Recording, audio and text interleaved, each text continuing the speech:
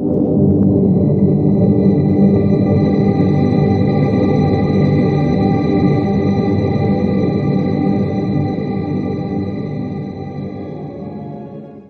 and welcome to my channel.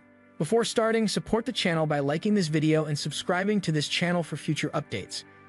Today we're going to talk about Sweden's natural scenery and national parks. The first country in Europe to establish national parks, Sweden set aside 9 noteworthy landscapes in 1909. The country now has 30 national parks protecting everything from remote Arctic and alpine wilderness, old-growth forests and ancient bogs to wildflower meadows, windswept sand dunes, and unique underwater environments. While some parks are rather remote and require some effort and backcountry experience to explore, others are within easy reach of major urban areas and accessible to just about anyone. Here from north to south are some of the very best of Sweden's diverse and beautiful national parks. 1. Abisko. Located well above the Arctic Circle, Abisko draws visitors year-round with gorgeous mountains framing a broad glacier-sculpted valley on the southern shore of Scandinavia's largest alpine lake, Torneträsk. In summer, the midnight sun provides nearly endless hours of daylight for hiking, birdwatching, and admiring blooming alpine meadows. As autumn arrives, bothersome mosquitoes disappear and the landscape turns to glorious red and gold. In winter, snow adds a new layer of beauty and opportunities for backcountry skiing and ice skating on Torneträsk. With frequent clear skies and almost no light pollution, Abisko is also one of the world's best places to see the northern lights. 2. Sarek. One of Sweden's wildest parks, Sarek is a land of untamed rivers rushing through deep U-shaped valleys surrounded by towering peaks including dozens of Sweden's highest summits, with almost 100 glaciers. The park is a study in contrasts, juxtaposing forests of mountain birch and flowering meadows with stark rock faces with almost no vegetation. Golden eagles, buzzards, and kestrels soar overhead as bear, lynx, wolverine, and supersized moose move through the valleys below. Proper equipment and wilderness hiking experience are essential for exploring Sarek, which has few marked trails and almost no infrastructure.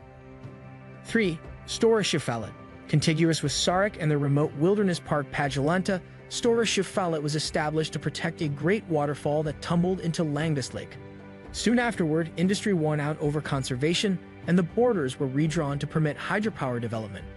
Though the cascade is much diminished, the park is still spectacular. The deep valleys, birch and pine forests, high plateaus, moors, and mountains, including 2,015 meters, 6,610 Eka, a 13-peak massif with 10 glaciers. Unlike its neighbors, Stora Sjöfallet has a road, visitor center, and accommodations, providing easy access to hiking trails and panoramic views. 4. Mudis. Mudis National Park has been called the quietest place in Sweden. One of the country's few roadless forest areas, it's a place of ancient trees and broad moors, steep ravines, and towering waterfalls. Trails wind through old-growth forests and across ridges past 10 deep gorges that slope down to the Stora Luleälven River. Together with the Alpine National Parks Sarek, Padjelanta, and Stora Sjöfallet, Mudis is part of UNESCO's Laponia World Heritage Site. All 4 parks have been shaped not only by the forces of nature, but also by thousands of years of use by the reindeer-herding Sami people. 5. Skullaskogen. This bewitching old-growth forest is situated at the heart of Sweden's Hobokusten, High Coast, a region recognized as a UNESCO World Heritage Site for its dramatic and continuing glacial rebound.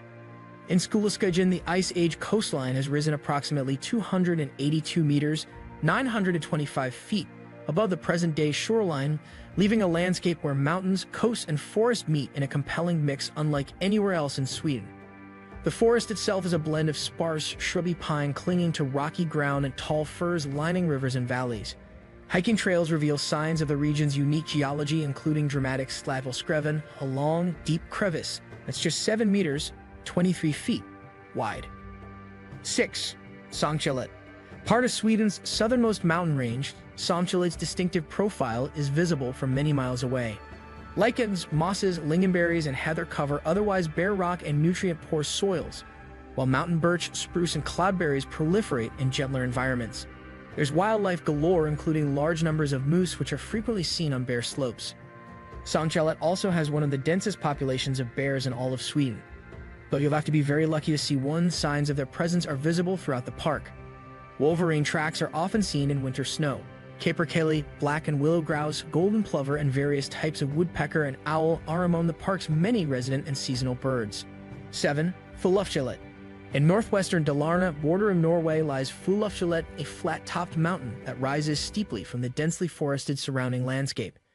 Here you'll find abundant wildlife and hiking trails, one of Sweden's highest waterfalls, Djupeskar, and the world's oldest known tree root system, Old Chico, a Norway spruce that has survived by climbing itself, repeatedly sprouting new roots, trunks, and branches in the same place for more than 50 years.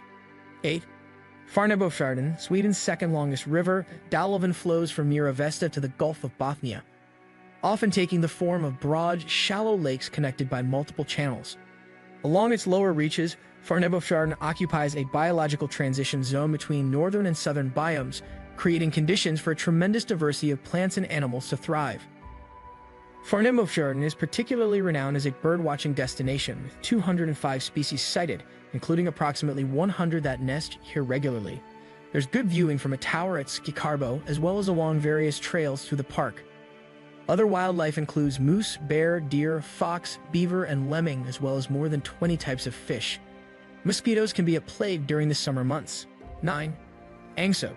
Tiny Ängsö is not a wilderness park, but rather an island where agricultural activity took place for centuries, shaping the landscape into a mix of meadows, pasture, and deciduous forests of oak, pine, and hazel.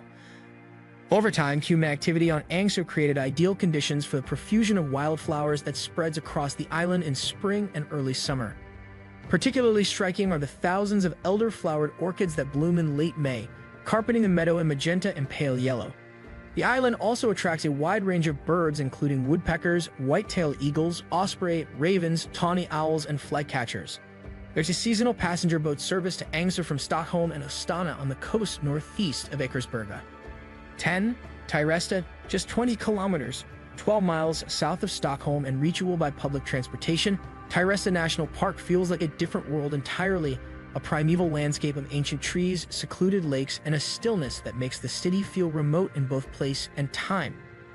More than 800 types of moss and lichen create a natural carpet in varying shades of green and brown dotted with mushrooms, berries, and flowers. Gnarly pines, towering firs, and an abundance of dead and decaying trees create a rich environment where a variety of wildlife thrives, including wild boar, beaver, deer, and many birds. 11. Kosterhavet. Kosterhavet is a marine national park that protects a unique underwater environment with a deep subsurface canyon and Sweden's only coral reef. Approximately 6,000 marine species inhabit the park's waters, including more than 200 found nowhere else in Sweden. 2 marked snorkeling trails have been laid out on the seafloor to guide underwater exploration. Kayaking and hiking are popular activities above the surface. Just 2% of Kosterhavet National Park consists of land. Though protected in large part as nature reserves, the 2 main islands, Nord and Sydcoaster, are not part of the national park, but they make excellent bases for exploration, with a visitor center, accommodations, and regular passenger ferry service from Strömstad. Thanks for watching.